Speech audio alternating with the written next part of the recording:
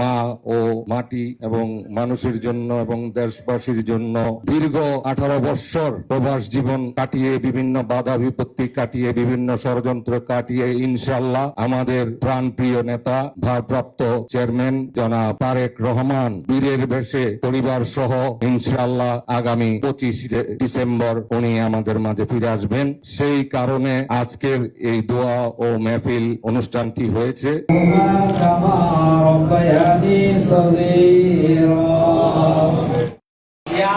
জিয়াউর রহমানের কলিজার টুকরা জনাব তারেক রহমান সাহেব এই দেশে প্রত্যাবর্তন করবেন। লন্ডন থেকে এই দেশের মাটিতে প্রত্যাবর্তন করা, নিজের ঘরে প্রবেশ করার আগ পর্যন্ত মাওলানা আর কিসিমের ষড়যন্ত্র থেকে হেফাজত করেন মাওলানা।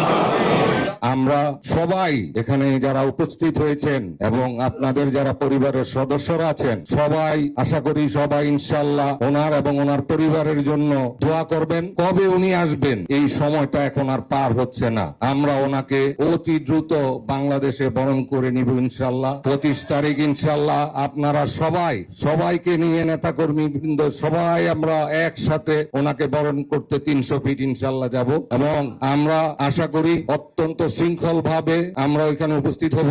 এই মহেন্দ্র খুনের জন্য অপেক্ষা করেছিলেন আমরা আপনারা দীর্ঘ 18 বছর, সেটা আল্লাহ পাক ইনশাআল্লাহ আগামী 25 তারিখে আমাদের অপেক্ষার অবসান ঘটাবে ইনশাআল্লাহ।